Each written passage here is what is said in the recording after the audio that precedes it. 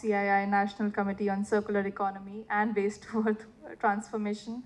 I am super excited about this one and equally nervous about this one. So please bear with me for that, sir. I think when I started building for Hyderabad, it was the first company that came to our mind, and we thought of circularity and how startups are innovating or how corporations are working on this, and kind of turned up everywhere in all the conversations we had. I just wanted to, firstly give you a very warm welcome and thank you for joining us here. Thank you for meeting all of us here. I hope we'll have a lot of learning and good things to share about in this session today. But yes, to begin with, thank you for joining us here. Yeah. Thank you so much for having me. I think one of the value that AndPurpose brings to the sector and I think to the city for the very first time is your ability to convene. So I think the real value will probably not come out of the conversation, but actually the interactions behind the conversations outside of this room, on the sidelines. I think some of the most interesting developments in this sector have been catalyzed by some of those very informal, often by chance conversations. So I look forward to that as well, in addition to this interaction. Thank you for that, sir. So when I met you for the first time, and I think when I was talking to you for the first time, आपने कहा था कि RE is just not a company, it's a enabler, it's a movement, it is a ecosystem builder. And I think I wanted to build from that, and I had a lot of things in mind, especially for the audience that we have in our room today. But I wanted to start from there, your approach to building something. So when we talk about AndPurpose, we say, हम from India to the world बनाना चाहते हैं. आपने बनाया है, sir. You have built from India to the world. In the last 3 decades, REsustainability has evolved from managing waste to building entirely new sustainability businesses. When did you realize that it was not just about building, innovating in waste, but also recovering value, building circular economy channels? How has that journey been like to build RE at such a scale? I think the story is very similar to every environmental professional here, every entrepreneur here. For us, especially those of us who have started with a purpose and not a business, I think the hunger in us is to be relevant first. People talk a lot about creating value and all of that, but much before you start creating impact, you have to matter. You have to become relevant. And when we started out, and I'm sure there are many people here who will echo this experience. When we started out in this industry, maybe 30 odd years ago, the fundamental question was whether this is an industry at all or not. People used to ask me, "ये सब तो ठीक है, मसूद, काम क्या करते हो?" Because that was the challenge from where we started. This was seen as something that you do on the side. This was seen as a hobby, as a passion, at best a not-for-profit engagement. It was not really seen as a serious profession at that point in time, and definitely not as an industry. So I think progressively this has been a journey of trying to find relevance on one side, and then as more and more time passed and people started understanding the interlinkages, the significance, people started facing problems associated with environmental issues, there was a gradual realization that this matters. Then it became a question of viability. And we realized that viability comes from scale. To be viable in this space, you cannot be small and viable. You have to be at scale, and you have to be at industrial scale. You have to deploy capital. You have to bring in a lot of technology, and then only viability is assured. So this was sort of one aspect of trying to figure out. There was no master plan. Today, RE has a master plan. Today, RE has a vision for 2030 and 2050. But I think for us, this journey was very, very organic. I think the realization that came about maybe 5 or 6 years ago is that what we started out with as a waste management company is only a part of the solution. What does that mean? So the environmental sort of sector, if you see as a whole, will have, two categories of businesses: entrepreneurs, professionals. Category one are, the knowledge guys, and there'll be many here.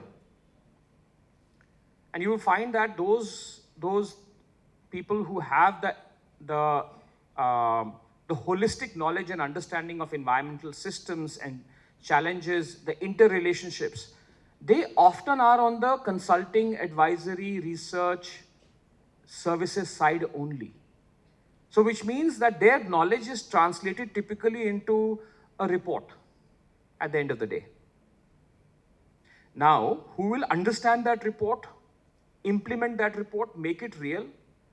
So the impact stops at research or consulting or advisory and the development of a plan. And having done consulting and advisory, I realized the limitation of consulting and advisory. Then, at we realized just by doing waste, we are just addressing one part of the issue in isolation. Whilst the environmental and the sustainability domain is interdisciplinary, is multidimensional, everything is related to everything. But if you try and just do one piece of it, the other pieces get missed. So the guys who are trying to do renewables in isolation, not understanding the carbon footprint sitting inside the materials. The guys doing water, today what is the leading water technology in the country for water recycling? It's evaporation. All ZLD systems, zero liquid discharge systems, evaporate water. I mean, just imagine the latent heat of water is not small. You need a lot of energy to evaporate water. Is that truly sustainable? Yes, you're recycling water, but you're using huge amounts of energy. Now, these trade-offs are there because the knowledge stops with reports and the implementation is in silos. Waste alag hai, renewables alag hai, carbon alag kuch kar raha hai udhar side mein, the water is a completely different paradigm. And we realize that using this particular approach, we cannot fundamentally address the sustainability challenge or the sustainability opportunity, which is why the transformation of a company to a platform was initiated. We decided that progressively, being the largest group of environmental professionals, at least in this country, and if not us, who will do this? And we decided that even if it takes time, even if it doesn't make immediate commercial sense, let us build an ecosystem, and not just by ourselves, with as many stakeholders and as many partners as possible. Let us become a platform as opposed to a business. I hope that sort of made sense. I always used to think there's so much data, so much research, but then unless you work on it, it never happens, right? And that's exactly what RE is doing. Thank you for answering that. Building on that, I was very curious because I've seen RE doing phenomenal work with, say, innovations, partnerships like with Marico. You have recently partnered with Marico or Indian Oil. These are very exciting innovations. Waste oil bhi recycle ho sakta hai. There is parachute oil bottles. So much happening there, and I think what I wanted to ask was, and because a lot in the audience are building, and innovation is like the breath of the country, of the company, right? Fresh air for them, and what kind of partnerships taught you about innovation, and then what makes a partnership truly transformational then transactional? Because what you have done with, say, Marico or Indian Oil at such a scale is a very scalable innovation idea that you have implemented. So more on that, sir. Yeah, I think partnerships is a very interesting topic, and especially in our sector, because one of the core DNA of an entrepreneur, of a founder, is to build. We love building. Yeah? And along with that comes, we are so convinced in our abilities and so convinced in our right to win that we, to a certain extent, often realize later down that journey that not everything is everyone's cup of tea. And I think I'm the one who's probably, as the guy who lost more money, made more mistakes in the circularity field at least, I'm the best example of these mistakes. Why? Because we tried so much by ourselves to bring change and transform the sector. खुद करेंगे, no problem. Technology भी खुद develop करेंगे, market भी खुद develop करेंगे, upstream भी हमारा, midstream भी हमारा, downstream भी हमारा, पूरा ecosystem control करेंगे. Typical founder's mindset. Many of you are in that journey right now. I want to share this with you. It is just too difficult, takes too long, and you're fraught with failures and mistakes along the way. And I'll give you a few examples. I tried to, we really said that, listen, all this e-waste recycling, which basically in India, what is happening is dismantling. There's no real precious metals recovery or rare earths recovery happening at scale today. Or even industrial waste, recovering high value resources from industrial waste, precious metals, etc. We'll do it, no problem. What is it? We understand the chemistry. We understand the metallurgy. We will be able to do it. Tried. Failed. Failed once, failed twice, spectacularly failed. Why? Because precious metals is an expertise, is a science, is an industry that is very far away from collection, processing of traditional wastes. It's a completely different discipline. It's a completely different ecosystem. Till the time we did it by ourselves, we failed. Then we partnered with Siban. Siban is the world's largest gold mining company. They know gold mining, they know recovery. And today we are successful. And we are also profitable. So ethical recycling without any environmental compromises at scale in Hyderabad. Only because we had a precious metal specialist as a 49% partner in that business. We tried plastics recycling. We were able to set up plants. We made granules, recycled PE, recycled PP. We take it to all the FMCG brands, saying, "Dekh lo, bahut acha hai, recycled hai, le lo." And they were like, no, it's failing our quality test on this parameter. Optical properties are not good. There is an odor in it, whatever. At the same time, the same FMCG companies are talking about circularity. They're talking about, being sustainable and all of that. And that's the opportunity. We went to Mr. Mariwala and said, "Mr. Mariwala, you serious about this?" He said, "Yes." I said, "Put your money where your mouth is." Yeah. We will jointly build the ecosystem for FMCG plastics in India. And we are jointly setting up the first food grade, FDA compliant recycling line for FMCG plastics, both HDP and polypropylene. Couldn't have been done by ourselves. This is the Marico example. We tried chemical recycling of plastics, which is, essentially pyrolysis, breaking down the unrecyclable plastics, the non-recyclable plastics into monomers so that it can go back into the polymer chain. And we tried. 5 trials failed. It's not really our cup of tea. It's a petrochemical process. Today, Aarti Industries, which is a specialty chemicals and petrochemicals company, has become a 49% joint venture partner because it's not something that we realized we could do by ourselves.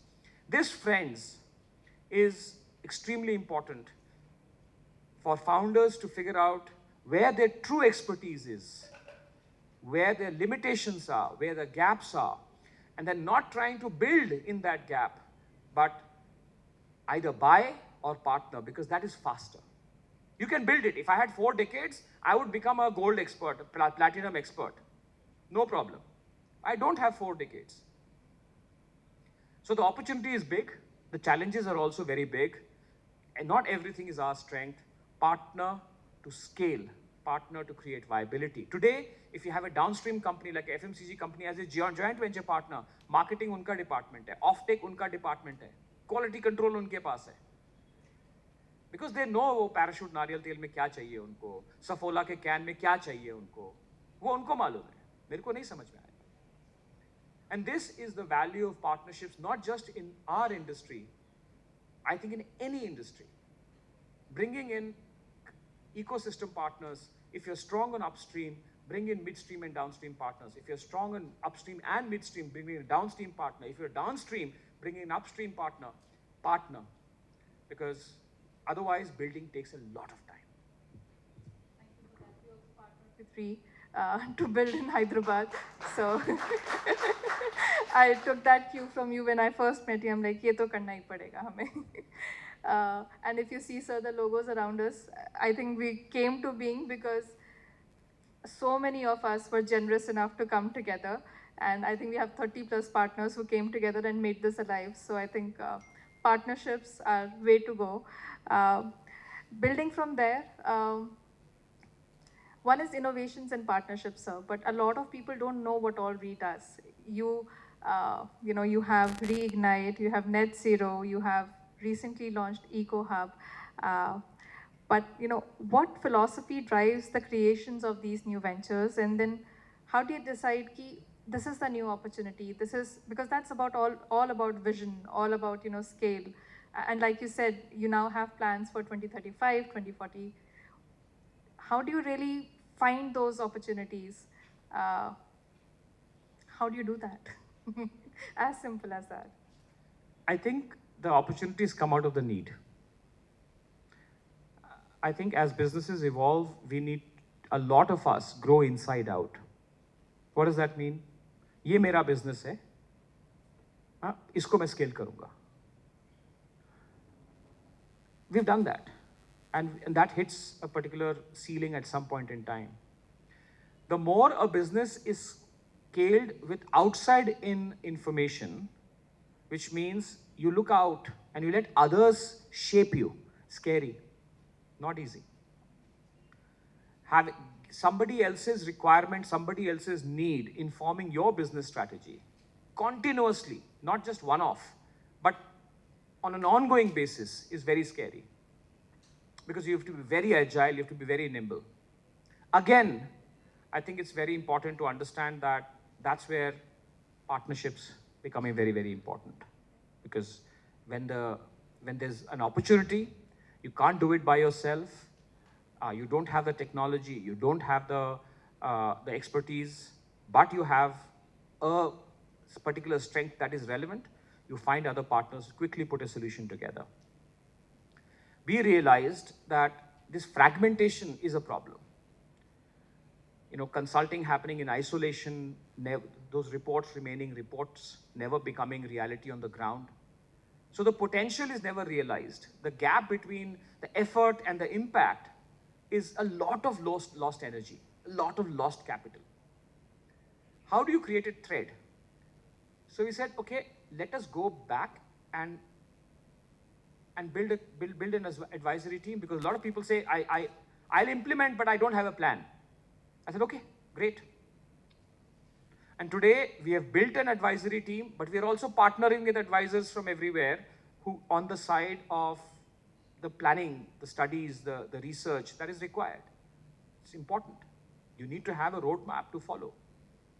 On the implementation side, we've said, whatever we can do in-house, we'll do. We'll build that capability. But what we cannot do, We'll partner, we'll bring in other people. And as the platform, you have to take the risk. You cannot expect startups to take the risk. So you start adopting startups. So for example, one of the challenges that is there in our industry is that, safety is a big issue. When you're handling hazardous materials or wastes, etc., you see how many accidents happen. People trying to clean manholes and sewers and people, all kinds of industrial accidents also happening. And there's an opportunity because you bring in technology, you bring in robotics, you can handle all of that material without ever putting a human being in front of that hazard. We brought in a partner. Now, the partner is a startup. So we are taking them to market.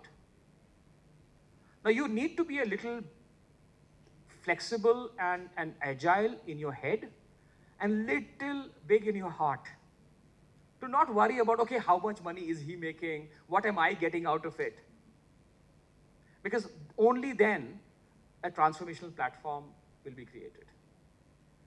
And I think there is one particular model, and I'm a huge admirer of that model. It's called the Tata Model. Yeah, you've seen how Tata has built platforms, yeah, which are owned by it and controlled by it and managed by it. But Tatas have had 200 years to do that. I don't. We don't. It'll be too late for our planet. It'll be too late for our resources. It'll be too late for our children by then. We have to do the same in 20 years or less. You have to give up something. We have decided to give up, to a certain extent, the mandate of maximizing profit. And it's very liberating when you do that. Because the moment you do that, then partnerships become easy. They become fair. They become transparent. And people join. And EcoHub is the latest. A lot of incubators, a lot of accelerators act as, again, a platform. They convene. Yeah, they bring different industries together and the startups together. We thought that in our space, where we really have the expertise, why can't we start catalyzing? Do you think that this was easy? People asked us, aren't you creating your competitors for tomorrow? Won't one of them come and disrupt you? I said, I hope so.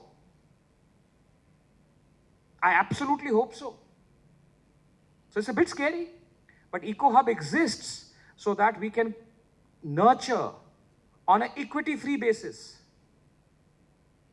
through just mentorship and grants and support, whatever support we are able to provide them, a cohort after cohort after cohort of startups in the circularity and the sustainability space of India. And the objective is one of them, becomes bigger than us one day, we would have succeeded. Thank you for answering that.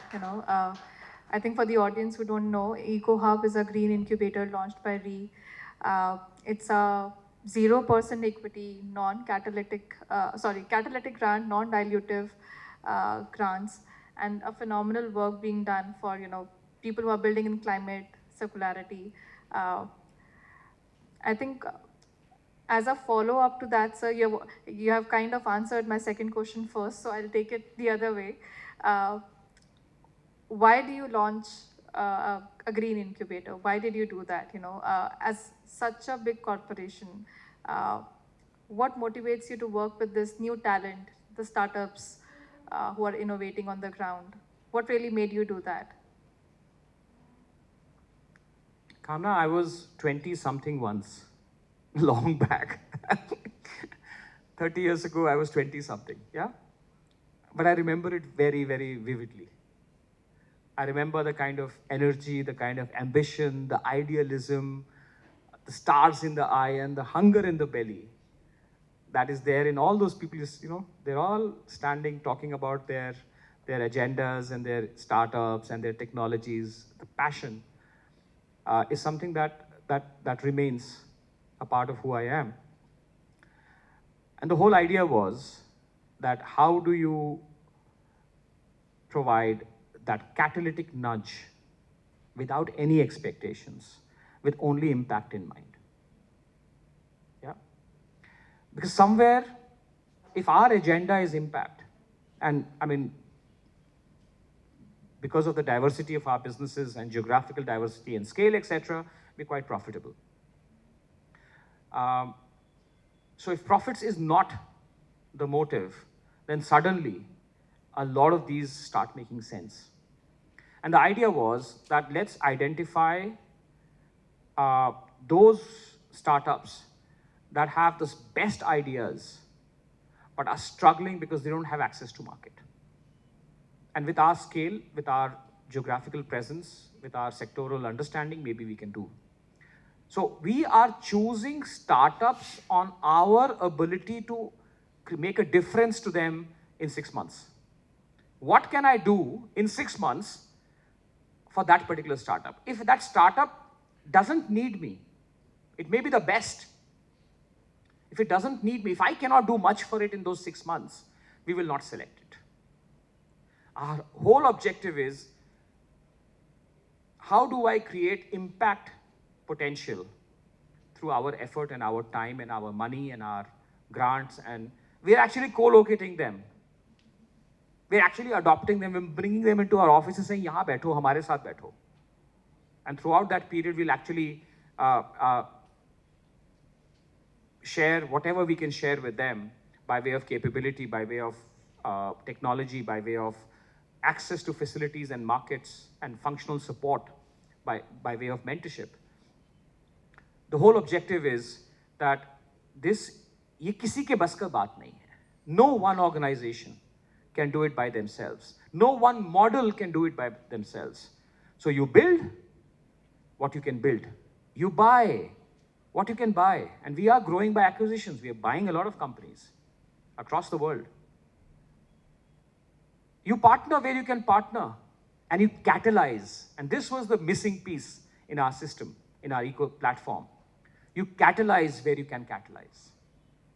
So with EcoHub, I think we are completing the platform development journey, building it, buying it, partnering to scale, but also catalyzing change.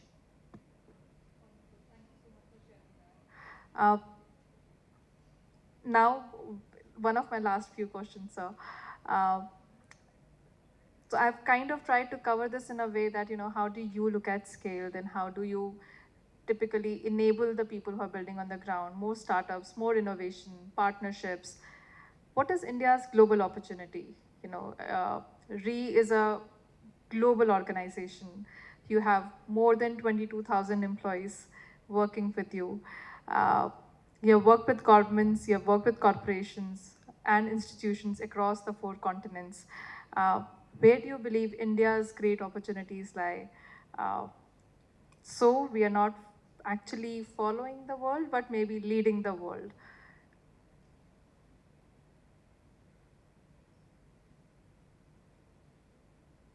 It's a great question, actually, not one that I typically gets asked. So I'll reflect on this for a second. What is special about India? I think there are 3 things which are special about India. Scale is special about India. There are 1.5 billion of us. Yeah? And we have not yet started consuming. Yeah? Our consumption story has just started. The India story is just started. India is also a startup. Like I call RE a startup. People laugh at me because I say, no, you have to understand, it's a 30-year-old company, but it's a startup. Yeah? We are a startup. And India is also a startup today. So what is special about India is that it's a startup. Its consumption story has just started. It's got the largest scale of opportunity in the world just because of its population. I know there was a time when sociologists and economists looked at India's population as a liability. Today, all of them have pivoted. They all talk about, the opportunity in India's population and the demographic dividend and all that. So I think one reason why India is very special is its scale. It's the fact that its per capita consumption of resources is very, very small. It's going to grow 70% of India is yet to be built. Yeah? So most of India's consumption is in the future, between now and say 2050. Most of India's growth and the build out of India is in the future, between now and 2050. How will India consume? How will India grow? What will be the environmental footprint of that? Is opportunity number one. The sustainability footprint of India's future. Given that it is just started its consumption journey at that scale, is the opportunity number one. Opportunity number two is that, and this is something that people often don't realize, India imports a lot of resources. A lot of what India consumes is imported. People look at mountains of waste, for example. I'm just using waste as a proxy, but people look at mountains of waste and say, oh, look at all that plastics, oh my God.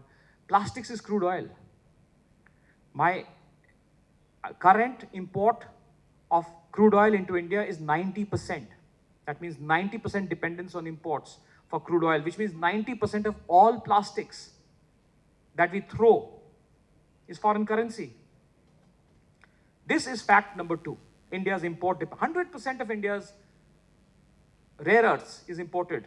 100% of lithium, nickel, manganese, cobalt, 100% is imported. A big part of India's copper is imported. So the second opportunity is understanding the import dependence. When you see the scale opportunity, the consumption opportunity, and the import dependence, suddenly it starts creating sense that materials have to become circular in India. We cannot keep importing, and paying in foreign currency and in tariffs, because we import sometimes from Russia, and that becomes debatable, and then we are tariffed.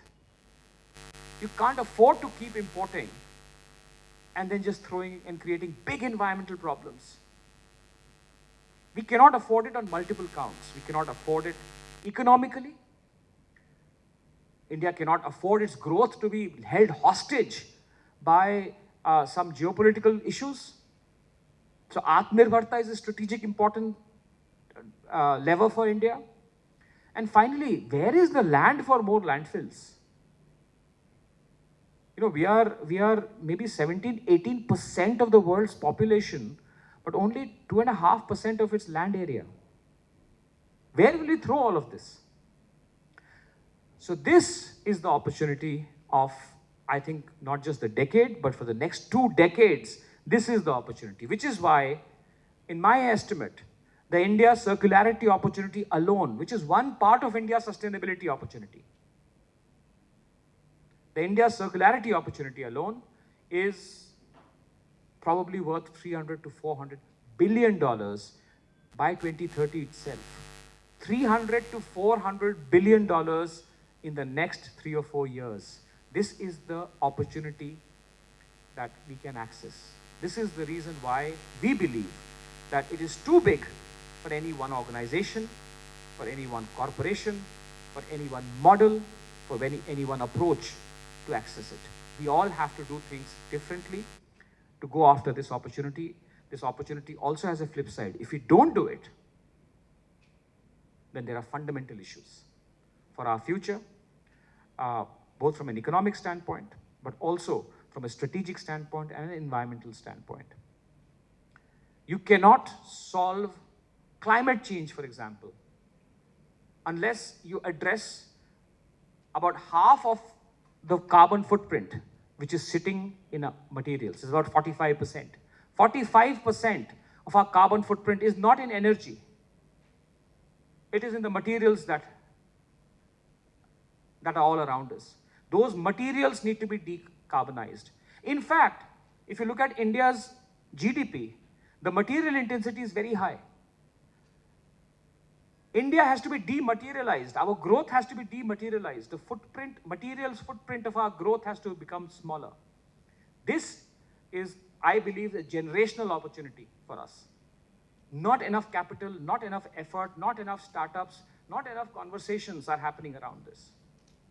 So I look forward to a future where we are sitting in a 10 times bigger room with 10 times more people who are focused on this opportunity. Because, and you will remember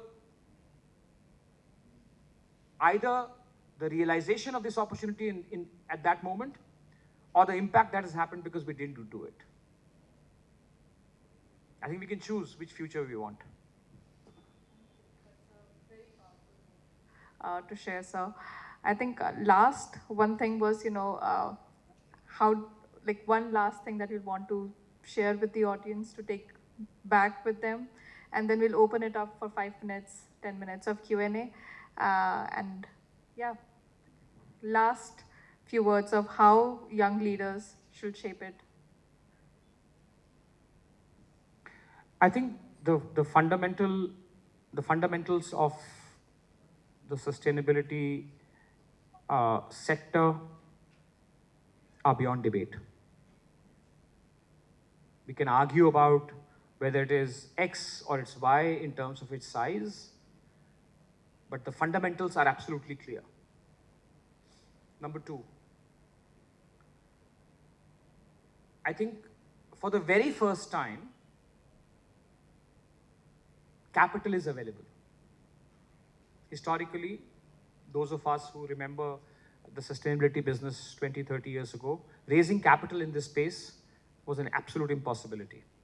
Even 5 years ago, raising capital was difficult. Why? Because there were no market-based instruments that could value what you're doing beyond just economic value. Today, there are market-based instruments. They have their own weaknesses. Carbon market is not yet taken off. EPR market has a lot of incorrect record keeping and a lot of false recycling hidden inside it. I call it paper recycling. These challenges aside, the market-based instruments are in place, and therefore, for a venture to show near-term viability, which is a requirement for funding, is better than ever before. So I think my advice to founders is that I know you want to build, but because time is of essence, try and partner. Try and come together with other startups or with organizations like ours, and try and take advantage of all such opportunities that are there, which will help you scale faster. The second is, your capital strategies have to be very well thought through. I think somewhere, I was told long back that hope is not a strategy. Be very, very real when you make your financial plans. Creating value on the back of EBITDA negative businesses, unless there is a very clear switch that is visible to you, will not be possible. Finally, please understand, you're the torchbearers of this sector.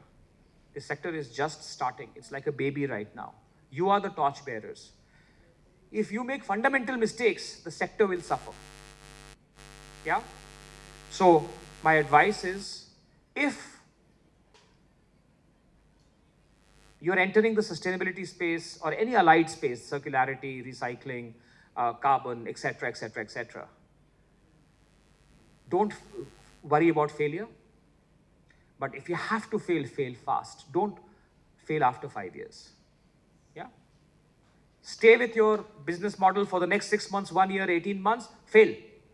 And celebrate the hell out of that failure. But fail fast. And my second advice to you is, fail cheap. Don't burn $500 million and fail, yeah? Yeah? Burn 50 crores and fail. Because what you do will impact the future of the sector as a whole. You are the torchbearers. The way you fail also matters. Fail fast, fail cheap.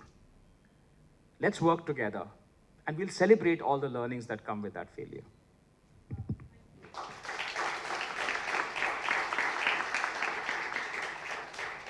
Thank you. Thank you so much, Mr. Mallick, for sharing that. I think lots of things to learn from this conversation. We are also trying to fail fast and learn fast from that. But yes, anyone who has questions from the audience, we have 5 minutes for Q&A. Okay, awesome.